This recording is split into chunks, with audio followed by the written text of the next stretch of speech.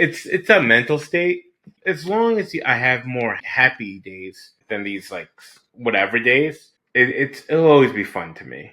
And I say that because truly and transparently, I love cigars.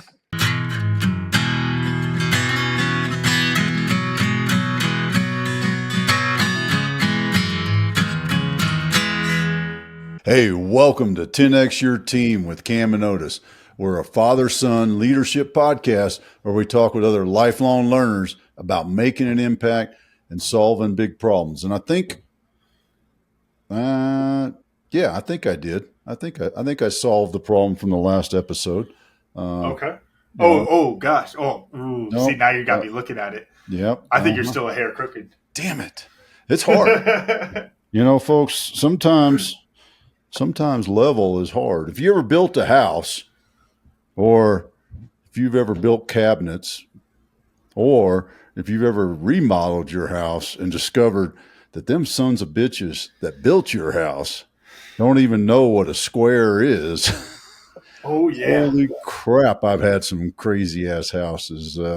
Try putting in hardwood floors when the walls ain't straight. Oh my gosh! I remember one of my first construction jobs with Tuscany Homes up in Colorado Springs, and we prefabbed this whole big bathroom. What do you call things in the bathroom? It's not cabinets. It's got a fancy word for it. Vanity, right? Fixtures. Vanity. Fixture, yeah, either way. Vanity. I think vanity is fancy way. That's probably how we sold it to them. But no, we went in, prefabbed the whole thing based off the designs, got in, and it was like just 2 degrees off every single corner. And it was like, well, I guess we got to take this entire freaking thing apart. So yeah, it's a pain. I don't know why they do that to us. But then I throw something together, and I'll tell you that shed we talked about all last year while I was built in ain't exactly square in there. Yeah, you're casting them stones until you get in the boat with them, and you go, ooh, damn. Oh yeah, hard. There weren't supposed to be holes on the back of the shed. I'll tell you that much. Yeah, well, and I'll just share, our good buddy, veteran Marine, cigar lover, and Mobile Cigar Lounge connoisseur owner. He can attest to our other buddy, Joe, who's got a mobile cigar lounge that he outfitted through an Airstream. And holy crap, there ain't a straight line in that thing. Joey, man, good to see you, brother. Yeah, thank you, Cam, Otis. Thank you again for having me. Always a pleasure. Thank you for having me, be here and share a story. Yeah, man. Do you have straight lines in your mobile cigar lounge? Oh, yeah. It depends. Define straight. How long? yeah. How long is it straight? If you think 2 inches is straight, I think we got a deal. There you go. It's all about the unit of measure. Hey, I gotta say that happened to me with some of the shed projects and whatnot. I didn't have a big level at the beginning of the project. I had them little suckers. I'm like, it looks level, but I don't know what's wrong here. And it's like, yeah, well, it turns out something this big measuring 8 feet doesn't work. Well, Otis, especially like our veterans know, especially when you're doing land nav, that 1 degree, man, that you're off. Oof. I hated, and people could attest to this, when you go, you get your azimuth, you go to, you get your point and you go, and all of a sudden there's 2 of those mailboxes with either the letter or the number, and they're next to each other. It's a decent size, and you're like, oh man, did I do the right answer or what? Yeah, you're standing equidistance between them. Yeah, exactly. Oh. That is some kind of sadistic, whoever instructor did that. They're like, "Ooh, this will be fun for the candidates." Oh yeah. Got to keep them guessing, right? Exactly. So I want to know, love of cigars. That's easy, all right, because we can get into why. Because I think that's important for people to understand. But turning it into a business is a whole nother thing. Something that you enjoy doing and making a business out of it. What was the catalyst that you said, all right, let's go. We're gonna do this and make money. Have fun and make money. Yeah, to be honest with you, bro, and people are looking at this and they can see who I am. I absolutely love food, right? So food truck festivals, right? And then the Okay. idea stems from that. One of the main turning points and ideas was like, man, these people, they don't have to have a brick and mortar restaurant. They could go to all these festivals where people are buying nonstop. I'm a big foodie, right? And you just go there. They just have to deal with the food truck. They don't have to do the brick and mortar, and it's kind of like, yeah, they just do these events, private events, every month, every week, every year, and so on. So the idea stemmed from having a business that's mobile where we bring the product, the good, the service, the experience to the client. And I thought that was really pretty interesting. And that's what we kind of like wanted to hit on was like, man, me and my partners, we loved enjoying cigars, especially Miley and myself, enjoyed smoking cigars. We enjoyed going to Cigar Lounge. What if we met people at these events? And that's where our idea stemmed from, pretty much. For the most part, our idea came from. Mm. How'd you start putting that together into the business plan? Because I can picture it's like, you got the spot down the street. Like in Tucson here, we have like this like food truck court where it's like there's like 15, 20 of them all the time there. I can see it's like you go there and it's like, all right, this is a good idea. And then you go, oh, I need 2 more places to go. I need 3 more places to go. I need weddings. I need bachelor party. I need all these kind of things. How'd you build on top of that? So I'm going to give a couple of shout outs to some of my mentors, and they know who they are. And there's a college here, Fairleigh Dickinson. They did it was called Veterans Launching Ventures, and they help veterans create business plans. So I did something for going through that system as a nonprofit, right? And I wanted to create this nonprofit, and then I learned how to create this business plan. Then, then when we thought of this idea, I came up to Miley. I was like, Miley, this would be a great idea. I literally came home and wrote my whole business plan out. Like it was like, Iron Man, that scene where he's like moving things around and stuff. I was literally Yep. at this dinner table where I'm sitting at right now, and literally took paper and pen. And I think that's the best way to do it, right? Take paper and pen and basically just put all my stuff onto it and create a whole business plan, a whole business model of where we're going to sell the cigars, buy the cigars from, and that's where it all started. And then that's when we started doing a lot more of the private events and stuff. So it all stemmed from just, I had to shout them out because they're the ones that like kind of helped me build this business, was coming home and creating the marketing plan, the financial plan, the overall kind of like gist, the 5 paragraph, 5 W's. Where's it going to be? So yeah, that's how it all started. It was fun, dude. I came home super excited. I was like hopped up, and I was like writing stuff down, and that's where it came to the idea. So Let, yeah, let's let's jump on that because I think there's something really interesting there, and I want you to share your experience or even your how to on this because as military guys, the planning part is actually pretty easy. It's pretty normal. yeah, It feels natural, but sometimes we can get in a planning loop correct. and dealing with contingency plans and what ifs and risk analysis and these and that and that. And it's really hard to step into the take take the actual risk and go Yeah, do it. Talk to us about what happened, what you were going through there. yeah. It's one of those things where you have a plan. Was it you have a plan until someone punches you in the face, right? I think that's the Yep. thing. Yeah. So that was it. It was just thankfully I had a lot of friends that were in the entrepreneur space, and I think that's a big thing too, right? Is talking to other people that have been to it and being a student and like asking tons of questions about business. So when we stepped into this, it was more like, hey, I have all these questions. I'm taking a risk assessment of is this going to be is I'm asking people, is this going to be good or is it a stupid idea? I got a lot of good feedback, positive feedback, not just from people. And most of the opinions I wanted to get was from other entrepreneurs, not from people who didn't start a business. I think that's super important too, Yep. right? So I got a lot of advice from people who had businesses already, but then the other people were just like, dude, I would support you and I appreciate that. But taking that leap and that risk is truly the point of your first year of business. Is this a product, service, or a good? Is this actually going to be a product? Can you make it happen? Can you sell this product? And I think that's where that first year as an entrepreneur is does this product actually work? Can you sell it?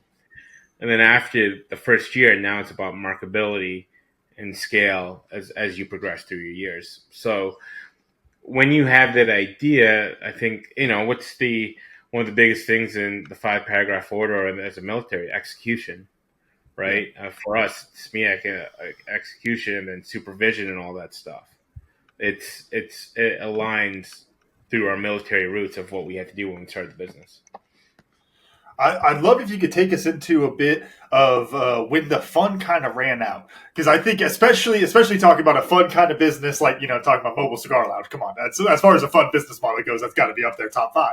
But there's still, as the business owner, there's still moments where you're running into walls over and over and over again. Things aren't going right. How do you keep moving in that, or reignite the fun, or however you want to take that? You know what, brother? I think it's kind of like a mental state.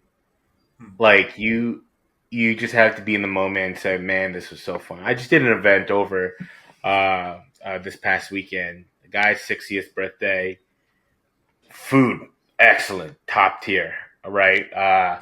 People were great, amazing, had a great conversation. The guy was a Scotch lover. Him and I were talking about Scotch and smoking cigars. And then you take that period to just remember where you are, and you're like, I'm getting paid for this. you know? Yep. Today, crazy. A lot of stuff going on. We got close to almost 3,000 cigars going out from now to next week.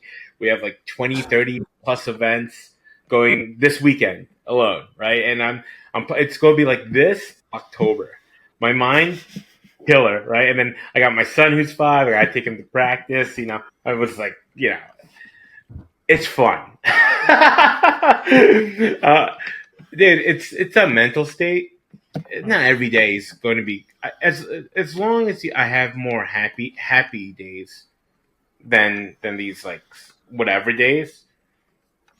It'll always be fun to me. And I say that because truly and transparently, I love cigars.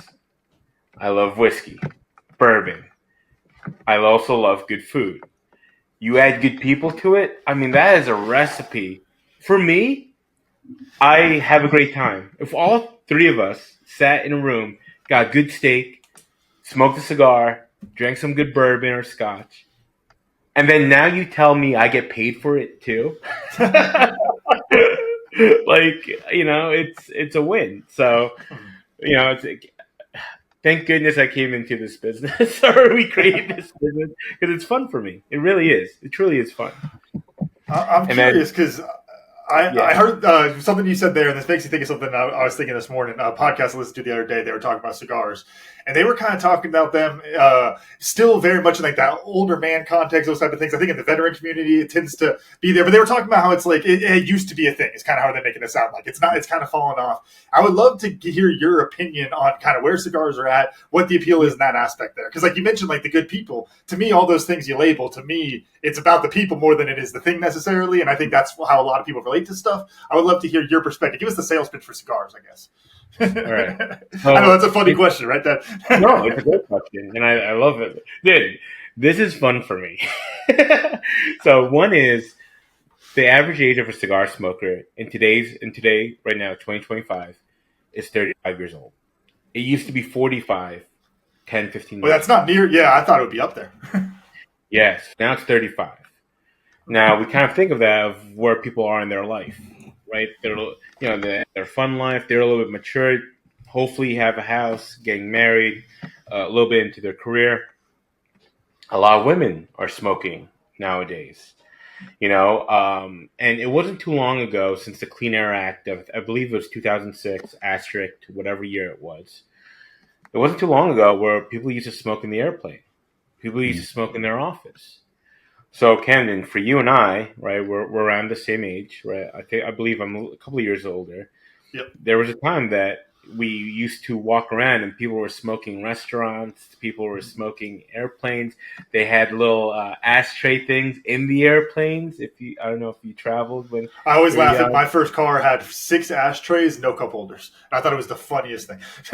So right, so um, a lot of that comes from the nostalgia of where we came from. Because even through Otis, I don't know if your parents smoked or if your great parents smoked or your friends' area smoked, but there's a lot of people whose grandparents smoked cigars in their house, and they're reminded of that smell.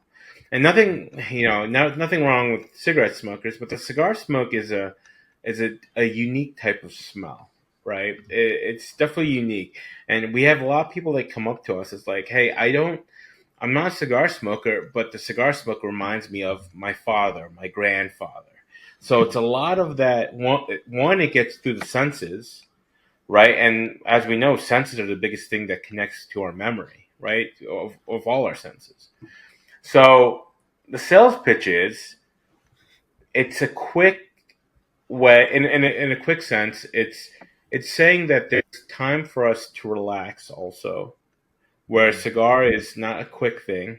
It's a dedicated time where we're able to relax. We're able to enjoy, nostalgic, and it's going beyond just men, older men, or older men that are supposed to be like retiring. Right? It's people like who are in their 30s there, or I've seen even younger that are smoking because they want to celebrate an event, a milestone, a win, a victory. Right? Or for me, one of my first cigars was in the military. Yeah. One of my first experiences with tobacco was I never touched tobacco at all until I turned 18 in infantry school. And a couple guys smoking. One of my first, that's how it is.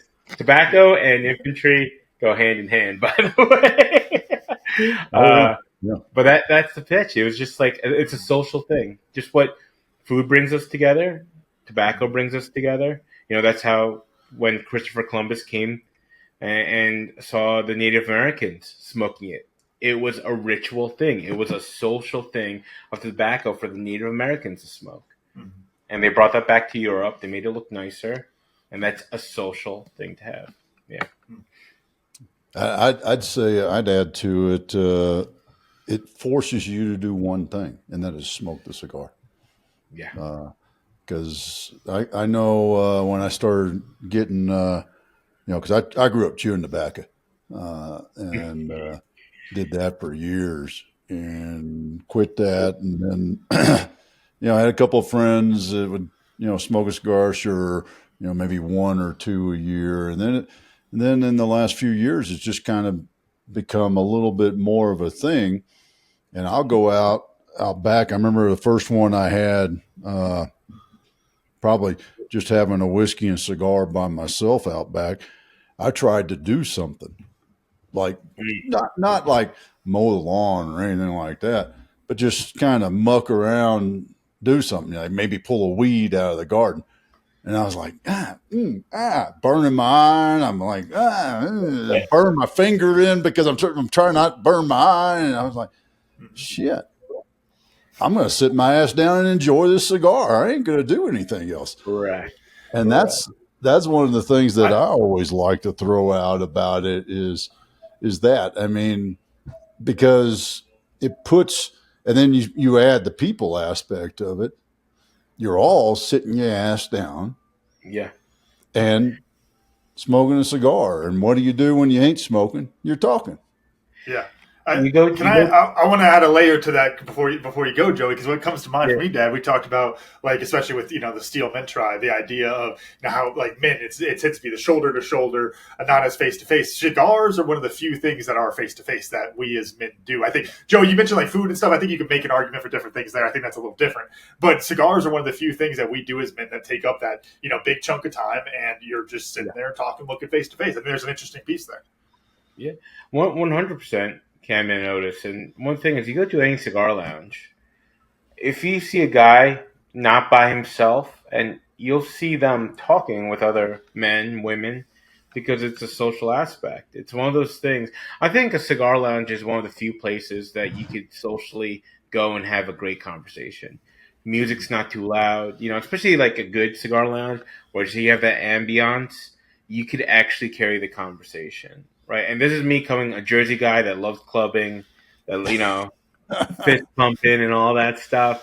Now, for me, maybe because I'm older now, I'm like, I want to hear what you're saying. I don't want to just keep smiling and say yes. Like I actually I want to enjoy the Yeah. conversation.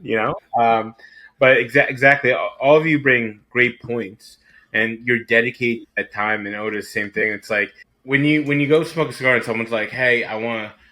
I got like 10, 15 minutes. Do you think I should smoke a cigar now? I'm like, dude, don't rush it. Don't rush a cigar. That's what cigarettes are for. It's meant to rush. Like cigars, you're dedicating time. So exactly to your point, Otis. Sometimes you're trying to do something else. It's like, nah, dog. I'm just here to relax. You know, Yeah. that brings up another piece, and you were talking about the about kind of the trends in it. The average age being a little bit younger, more women smoking cigars, those kind of things. There makes me think of this conversation I've had with some friends about. You guys heard this of like people call it like the third place of it's like you have home, you have work, and then you want to have a third thing. I think for the three of us, I don't think we have a problem with that. Which is always I always kind of laugh at that. It's like, well, just go coach rugby or something. What do you need? Like, it's not that hard to go out there and create a place for yourself. But anyway, there's these activities that I think we used to not think had that much value that you can look at a little bit, maybe a little bit of maturity, a little bit of wisdom and say, oh, that's what's going on there. You're not having a cigar because you want to smoke tobacco, Dad. You're having a cigar because you want to sit down with Flick. There's these mechanisms that are there. And do you think, Joey, that that's part of a like recognition of that and people wanting to build a little bit more of that into their lives? Like, I think you see the same kind of thing with golf. It's like, where else can you go spend 6 hours outside with a bunch of the guys? Like, you start building that in more and more. What are your thoughts of that?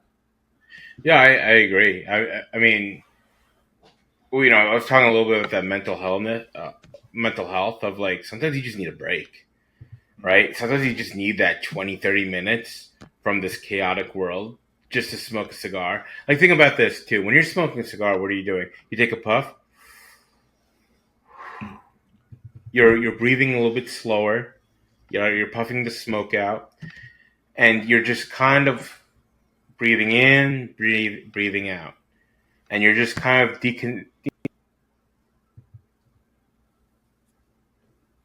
Yep. You. you're disconnecting from the world, and you're just being like, hey, I want to relax. I just want to smoke the cigar. And I think that's a huge positivity for mental health in that aspect. Well, yeah, it causes you to pause and reflect. Absolutely. And it feeds some of our human needs. You look at Maslow's hierarchy of needs, and belonging is one of them, and that's the tribe aspect of it. And one of the things about smoking a cigar, I mean, yeah, I'll go out and have one occasionally, but I much prefer, and I've always said this. You see that bottle of whiskey right there? I've given a lot of those away. I've sold a lot of them. That's Trojan Spirits. And what I tell the guys, because I'll get guys that are like, man, I'm going to put this in the cabinet and I'm going to save it and they're going to, protect it. And I'm like, no, dude, it tastes better when it's shared with people. It's just like your cigar. Yeah, I enjoy the occasional go out back and just pause by myself to have a cigar. But man, it's a heck of a lot more enjoyable to sit there with somebody who's also Which smoking a cigar.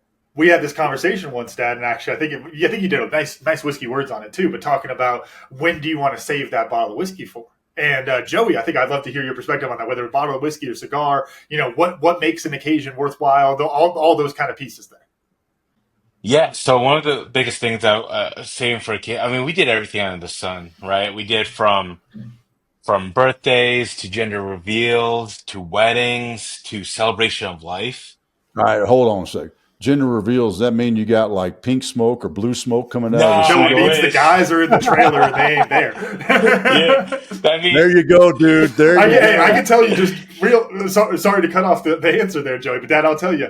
I walked down to the groom's house at my wedding and had a cigar with the guys down there. yeah. You get, and folks, this is, Joey's a great guy. You need to give him business, but understand, if you hire Joey to show up, your husband's going to go sit in the trailer the whole time.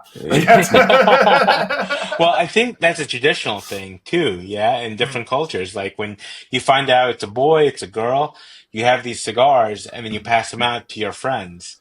And then for the most part, yeah, you do smoke them. So we did everything under the sun. And I loved what you guys were talking about was the bourbon or the scotch, right? It's the same thing with cigars too. You know how people like save it. The best time to smoke the cigars are usually those times when the manufacturers put them out or when we put them out. Those are the best times. You start saving it. I mean, yes, I know there's collectors. I get it. But for the most part, when are you gonna enjoy it with the boys, or with your family or friends? I did get a bottle, and I'll share a story with you. I received this bottle from from my school because I gave a talk about we lost a dear friend who was a veteran to ALS, and they gave me a very nice bottle, right? And I promised that the only people that could drink from this bottle, and he was a rugby player, are rugby players and veterans. And so he passed away a couple of years ago. But I've saved that bottle and I have like this much left because we have a monument that we're putting up by our rugby house. I'm going to pour the last drop for him. And it was like that whole bottle was just done specifically. I told them this will be only drank from veterans and first responders. And it was an excellent bottle. There was a Whistle Pig, Black Prince, if anyone's familiar with that. Very nice Mhm. bottle. So it was really cool. But yeah, it's meant for occasions. It's meant for special moments and things like that. Yeah, when I go in a cigar shop and I'm, you know, doing the shopping thing, I always buy two. You can't Yeah. just buy one of a kind because, I'm smoking this really good cigar and I'm like, Jason's sitting there with me. I'm like, damn, this cigar is really good. Too bad you don't have one, dude. Yeah. I mean, so I don't do that, right? I Yeah. always buy two. I want to shift gears because I just want I have a feeling I know what the answer is, but I'm curious if you found this out as an entrepreneur. Have you changed what you're selling? Yes. Wait, from when I started to now? Yeah, Oh yeah, absolutely. yeah. Absolutely. Walk us through that path, dude, because a lot of people screw that up. Yeah. One is, right, if you so we came in and you can look at this if you look at my social media when we started in 2018, a lot of my marketing was just me holding a cigar up and smoke and putting a cigar in an ashtray, right? And I was selling cigars. That's what I wanted to do. And I wanted to sell cigars. But that's just, being a boot, a green guy that came into the entrepreneur space. I know this is a lot. Coming into the new space of an entrepreneur. As my business matured, I started finding out I'm not selling a cigar, I'm selling an experience. And so, as you could see, our social media progressed from 2018 only until 2020. You'll see that I start putting up pictures of people smoking because I want people to understand what it's going to look like at your wedding, at your birthday, at your event. So, yeah, I changed from what I was selling from a product to an experience because the people that buy my experience, they're not big cigar smokers like myself. Even you guys might just be like, you smoke cigars, but you'll probably know more than a lot of our normal customers that know about cigars. You know what I'm saying?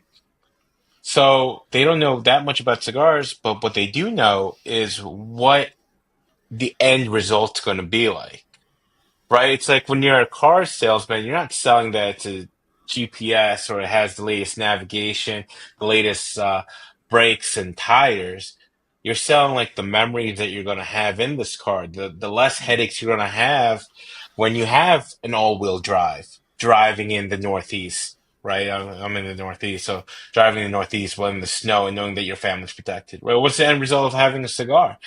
It's having those people remember your event and your wedding. So you'll see that transition from 2018 of me just taking pictures of cigars. I'm like, who's that turn on, right? Yeah, I'm just taking, just cigars. I mean, it's great for manufacturers when they're selling a product, right? But what I'm selling is an experience, and that's what it's shifted over. And that's why I tell newly, like, mobile cigar lounge owners, I'm like, don't sell your cigars. Like, that's boring, right? Especially you're trying to sell an experience, right? Let the cigar shops do the cigars. Let the manufacturers do the cigars. Sell why they should buy it from you. What's the end result? So yeah. How'd you find that out? Did you get a buddy that smacked you upside the head, or did you get a clarity moment Yeah. that you discovered it? A lot. I invested a lot into myself, reading books. I did a lot of, well, veteran launching ventures. I do the Bunker Labs, CEO circles, IVMF, Grant Cardone. I did a lot of his courses as well. I did a lot of business courses throughout. Damon John took his business course. I did a lot of reading. So it wasn't just like a aha moment. It was just like, all right, let me see what made these people successful and how can it be applicable to my business. And then it was one of those people that were just like, don't sell the product, sell the end result of having the Could, product. could you talk some about talking about the experience that you're selling? I always think it's interesting with businesses like this of then how do you control the experience? Because like just as a for instance, like you got the picture and they're sitting there smoking cigars, they're all smiling.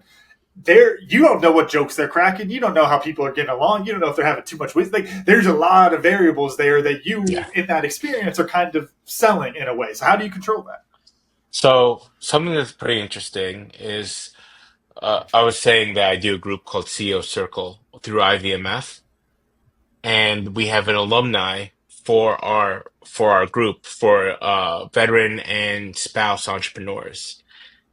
Here's the great thing, and they've said it to me. You just give us a time and a location, and we'll make it happen. It's such when you put a room full of veteran entrepreneurs and spouses together, something is bound to happen. And when you put those things together as an experience, you're celebrating something. You have good cigars. You might have a couple drinks in you. It's like a recipe that automatically brings it together. Hmm. And so it's not like we're we're like adding. We're not like adding to it. We're just putting things together and like solidifying it like a glue, Hmm. as per se. So that's where I see ourselves at. It's just a magical moment that happens. Like when all three of us met, right? Dad, entrepreneur, and on his book he had a rugby ball. Put three of us in a room, and then Dad smoked cigars. Like what? That's a what else do we need to Or a add? back, I was gonna say a room or a back porch of a hotel. Yeah, I'm hoping you guys. Nothing against me. I'm assuming if we had a good meal, right? A good steak dinner, smoked a cigar, talked about rugby, talked about the military, and then talked about owning a business. There's nothing. What do we need to add? And what are those? Those are all That's it. natural things that we have as social animals, mammals, social mammals, right? We have these similarities. It's so easy. Do you think, and whether you've seen other folks in the cigar lounge business doing it or learned this lesson elsewhere, I'm curious because that's a great answer to that question. Did you see the bad example of that, of like people trying to curate too much of the experience to the point where Yeah. it's like you're not letting the natural ecosystem thrive? I guess you would say to make it sound real smart. Yeah, sometimes you know, there's such thing called overselling, or you're just doing too much when it's already been sold. Like you already did, it, but you're just doing too much, and too much that you're just saying too much. I don't know. I'm trying to think of an example, but yeah, I've seen people that try and do it, but they don't do it for the right reasons, or they haven't figured it out yet, or they're just trying to. So they're just talking so much about the cigar. I was like, damn, I just want to smoke it with my buddy, for my homie right here. You know what I'm saying? I don't need a whole dissertation about it. I thank you for that. But right now, I'm just like, my thing is, I walk into a cigar shop. I don't want to know anything. I don't know anything about cigars. I don't care about anything about cigars. I just want to smoke with my boy here. That's all I want to do. So I've seen people do that. It's like one of those things that you have to be like very aware of like your customer and look how they feel, how they look. Some people would love that. They're like, oh, tell me about the cigar. Other people are like, I could give two damns. Like, just here's my money. Sit down. So it's one of those things that they haven't learned it. They just try and cookie cutter it, if that makes sense. Mm-hmm. Yeah, I And was just thinking to myself, it's too much formula. It's like you hear about them, like like Hollywood making movies, all these kind of things, where it's like we need this, this, and this, and it's like yeah, no, that's not what made Pulp Fiction a good movie. It's just a good yeah, movie, and it happened to have those things. Like, just correct. trust the cigar, let the cigar work its magic. That exactly. Well, Yeah, I think that's the business lesson is knowing who your avatar is, yeah, and that's you target that. But yes, you can do this or that, right? You're like, so what? Hey, Otis, you smoke cigars? Yeah, I've had a few. Do you remember the name of your favorite one? Yeah, it had this like little wrapper around it that was this color. Oh, maybe it was this. Does this look like? You play that game because that's generally speaking, that's probably the majority of cigar smokers can, are like that. can I ask you guys a question? Yeah. Who do you think my avatar is? A 42-year-old man with two kids that are in high school. He is a professional, meaning like engineer, doctor, those sort of things, and makes probably about 165,000 a year. How's that? If I was that's going to not it, throw, you should write that down. yeah, I was going to throw veteran in there also, but Yeah. So here's the fun part. Most of my clients are women. What you just said, Otis, is the end result of we have the gatekeeper Interesting. of the woman who is buying it for her husband, who's buying it for a fiance. Most event planners and wedding planners are women. So a majority, so anyone who's listening here, I noticed you brought an excellent good point. And this is what I found out in 2020. And I thank Damon Shark for this personally, which was awesome through CEO Circle. Oh, you actually got to say, "Hey, dude, I you did. taught me this." That's 100%. so I did that's cool. over awesome. here in New York City. He was able to chat. I gave him a great question and I thanked him for it because back in 2019, he gave his program free on Veterans Day. It was like the Shark on Demand. And he talked about, hitting a thing. And so I went through my list. I started noticing a pattern. I was like, man, a lot of people that call us are women. And then I started understanding, and this is what a lot of people don't know. And the great thing is, people are going to hear what I say, and they're not going to like fully get it. But most of my clients are women. When I write my stuff or market my stuff, remember I talked about just cigars? That's great for men, not great for women. Why? They want to see what's going to look like at their wedding.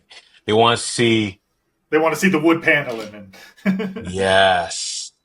So my avatar is actually a woman. Now she might not have the 6-figure income, but she has access to it because Mm-hmm. her father, right, the father of the bride might be a cigar smoker. That might be like, I want this, and she might not have the 6-figure income, especially at her age, between 25 and 35, but she has access to it, or combined with the husband and the wife as well. So could that you was a talk some very good thing. about how you adjust on that? Because I think that's an interesting piece. We talked about it a bunch on the show about how it's like you want to pay attention to what the market's saying, but at the same time you got to stay true to your core and all that kind of stuff. That is a great example of it because if you painted everything pink and you did the ridiculous over the top selling to woman route that you see from like makeup and all those kind of things, it's like you ain't selling anything anymore. No, There's this weird balance that you have to find there, and I think that'd be a yeah, really good nugget I, for other folks to learn. Yeah, man. I just thought about that. Like, how did we balance that? Right? Because then I'm just like, yeah, I didn't change. I used uh, one of my once again one of my business classes. One of my mentors said, look at companies like a lot of the women luxury companies like jewelry and Louis clothing. Vuitton. Yeah, Louis Vuitton, but the higher end stuff. And Oh, I look, thought that was higher yeah, end. yeah, and look at the words that they use on their website and pull it out and use Mhm. it for your language. So we do have right? Our end product is, and most of the people that Otis that hire us are not cigar smokers. They just want a social aspect. Right, Camden, they just want to bring people together. They don't know anything about cigars. Our client, probably 10% of our clients actually know what cigars are. Like the people that actually buy our service. But the end result, for the most part, I would say a higher chance, like 50, 60% of those people know their cigars. So Mm. we keep that elegance to it. We keep that touch, that language, and kind of like what they're looking for. But yeah, I did not change anything pink. That's so funny that you say that. It made me think of that. I'm like, yeah, we didn't change anything pink. But I did study, like as Otis was saying, the Louis Vuittons, the Chanels. Like what makes you could tell it's luxury, right? Then when you see it visually, it's for women's products. But then what's the end result? Hmm. Yeah, Let me. I want to jump on another business thing that I think is really interesting for our audience to hear is your decision points for growth. yeah, That's I think that's a really important because really, and it applies across all businesses. correct. Whatever you're selling is how you decided what were your indicators, the decision process you stepped into to do that. So I'll keep this tight and but broad a little bit. One, and this is a very great question, Otis. One is, especially when people are starting their own businesses, be true to yourself. And what do I mean by that is if you're starting a business and the time that you put into your business is it's the exact equation of what comes out of it, right? So if you tell me that you want to start a business, but then you tell yourself, I'm only going to do like 2 to 4 hours a week, you're not going to start a business. But if you're happy with that, fantastic. For example, there's a couple of people in the Mobile Cigar Lounge community, and this I'll just talk about our industry, that I talk to them and they love it, man. They're doing like one or two events a month. They're like, man, I got like 20 events for the year. And I always tell them, I'm like, don't, comparison is a thief of joy. Where don't try and you compare yourself to me when I'm doing like 1,100 events a year. But if that makes you happy, go on and do that. And so the first step, Otis, is if you don't tell me you're going to start a business and you want to take over the industry, but you're only going to do 4 hours a week for it, no. So I think the first thing you should do when we talk about growth is really sit down and ask yourself, how many hours are you going to dedicate? It's exactly, I know it's a saying, you reap what you sow. In business, that saying like holds its truth in gold. If you're going to when I started, I had a full-time job, I was doing 40 hours there, and I was probably doing 30 to 40 hours here. And it took me 2.5 years to finally quit my job and be like, do this full time. But I was working like a dog, right? Now, your first year, your first and second year, your revenue is not going to be, it's like very small businesses actually get their money back in the beginning because you're investing in so many things. So as a business owner, don't think your first year, it's very seldom. It's like 1 or 2% of actual businesses actually make their money in their first year. True businesses. It's only after the third and fourth year. Because the first and second year, you're putting that money in, you're reinvesting. The third and fourth year, you're putting more money in. I didn't pay myself until my second or third year. When I was just like, me and my partners were just putting the money back into the business. Your first and second year, you're gonna be in the red. You gotta build the Mhm. website. You gotta do the social media. Then the third, the fifth year, it's more for that growth pattern of reinvesting and building your processes. And then your fifth year to 10 year, it's more of like creating your processes, who's on your team. So yeah, that's what we're going through right now. And it's our seventh year right now. I'm in the middle of creating our leaders, finishing our processes, and making sure things are well. I'm over that stage of reinvesting. Now we're in that growth stage. So Otis, to your question, I know it's a very loaded answer, but that's it. It's being the first thing is being true to yourself. Is like, hey, don't tell me you're going to take over the world doing 4 hours a week into your business. Two is don't tell me you're going to make your money back and that you're going to make $5,000 straight out of the gate when you start your business. Right? You're going to lose money. Or first, you better be ready for that. And then your third and fifth year is going to be like, hey, I'm going to create the processes, and guess what? Those family and friends that you had that started with you, you gotta start hiring more professionals or professional development because they're not going to take you to the next level Yeah. if they're not meant in that space. So hopefully that answered some of the question. You could do a whole Yeah, thing about it, but yeah. that was spot on. I think that's it's a great way to look at that thought process and how you're doing it, because you do go through those, the startup to growth to scale. I mean, Correct. every business goes that way.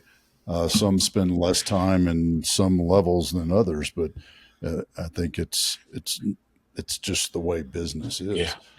Yeah. That Something I heard, Otis, it's like, 80 to 90% of small businesses fail within their first year. And then the 10-year mark is where those businesses, 80% of those businesses then fail that don't even make it to the 10-year mark because either they sold or they couldn't figure out their cash flow. Or they couldn't Mhm. figure out their product, where their product was great, but it's good selling, but then, the continuity didn't work out afterwards. So you got to fight for the 10 once you pass your five. Yeah, they kept selling to the dudes, right? Yeah. They didn't sell. They Yeah. didn't switch to the women. I Yeah, mean, correct, correct.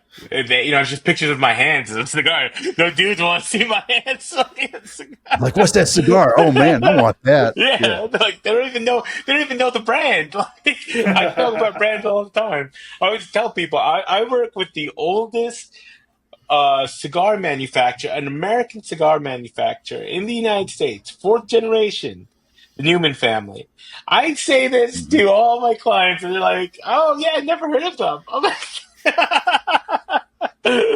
I've been to their factory. yeah, I've watched them make cigars. yes, and it's just like, no, never heard of So them. I'm like, all right, don't yeah, worry without about the it. perspective, even me, like Dad, you showed me your pictures from the tour and all that kind of stuff. But even without that much perspective, because I'm not as big of a cigar guys, y'all, it's just like, oh yeah, four generations, cool. That must be what par for the course. There must be a bunch of guys like that. It's like you have no idea that it's like the family. Exactly. Yeah, exactly. And like those are the people I work with that like I text, like these are people that like treat us like family. So it's Yeah. like I can say all those things, but it's like knowing your avatar, right? They don't know. Yeah. And it's our job to educate them and at least know that, hey, not only getting you a premium experience, but you're also getting some amazing cigars from this family. So it's a win-win. Yeah, and I'll vouch everything I heard while I was there and saw. Uh, I am not surprised they treat you like family because they treat everybody in their Oh, team like family. So yeah. it was an amazing culture. I thought it was really cool Love it. to Love to hear it. see that and witness that. Yeah, and what I learned is more of a re-emphasis. It's my foot stomper. You can't do it alone. Yeah, I absolutely. think that you gave so much kudos to your CEO circle, that tribe, other people that are in other parts of your life and business. And I think because I've had this conversation with many an entrepreneur over the years that you just, dude, quit being bashful and arrogant in a weird sort of way, and not asking questions and not asking for help. Yeah, Find your tribe, and if you can't find one, create your own. That's absolutely. such an important thing. Camden, how about you? What'd you learn? I'm just thinking about what you said there, because I think that's really, there's a lot of wisdom to that bashful and arrogance, because it is really the two of those at the same time in that weird way. It's funny, but no, for me, I thought it was really interesting. I mean, all the cigar stuff is super interesting, but the idea of like when you're trying to build out the business, and Joey, we didn't even take this to the next level, talking about like the formula and controlling the experience and all of that. Like you try to McDonald's this thing, then we'll have another conversation. We'll bring it back on. We'll talk about that. But the idea of just like too much formula and you lose the magic, I think is a really interesting piece of that, and that you have to kind of recognize what that magic is and leave a little bit of space for it. Don't try to formulate it too much and change too many things and curate the experience and all that, because then you lose that magic. I thought that was a really interesting thing, which I'm sure I will apply to a bunch of other businesses on future conversations. But yeah, that was interesting. Joey, how about you? What'd you learn, man? Yeah, it's one of those things where it's like, Ken, you said, like, how do you keep, without painting stuff pink and making things feminine, how do you do it and still create the cigar experience? I'm really gonna look into that once we get off this call and talk to my social media guy. He's another, the guy who runs our social media and myself. We're both 0311s. We're both grunts in the Marine Corps. Like this is what we're selling to, and he's done it with me. And it's so funny because he's like very like in that masculine sense, and I'm just like, dude, you got to get like a little bit. You gotta show some love there. He goes, okay. He starts typing away. So I'm gonna look more into that. And a second thing is make sure I got all these things. And thank God I had my phone and my AirPods, because if we had a couple of control, it's like, don't get complacent just because you just click on an app and you're like, all right, I'll just click on it, and all these things happen. So don't get complacent, guys. Just keep on, have the right tools. At least I had the right tools ready to troubleshoot it. So thank you guys again. I appreciate y'all for having me. Yeah, man. Joey, how do folks find you? Really, most importantly, book a Mobile Cigar Lounge at their event. Yeah, thank you, Otis. You can check out our website at www.themobilecigarlounge.com. Message us on Instagram, Facebook, all social medias at The Mobile Cigar Lounge. If you want to shoot me an email and ask me some questions about our business as well, Otis, share my email, jdizon at themobilecigarlounge.com. And if anybody wants to book with us, mention that you watch us on our show with 10X Your Team with Cam and Otis, and I'll throw in an additional 20 cigars for any of your experiences that you book with us. Awesome. Hey, brother, it has been a pleasure talking with you and having you here with us today. Nah, thank you again. Appreciate y'all. Camden, run us out. All right. Thank you all for listening to today's episode of 10X Your Team with Cam and Otis. And a special thanks to our guest, Joey Mac Dizon, for joining us today. Remember, you can watch full episodes of the show on YouTube at 10X Your Team. And if you enjoyed today's episode, please make sure to pass it along to other lifelong learners in your tribe so that they can enjoy it too. Follow us on Facebook, Instagram, and LinkedIn. As always, that full archive of episodes is available at www.10xyourteam.net. Thanks again, and we'll see you all next time.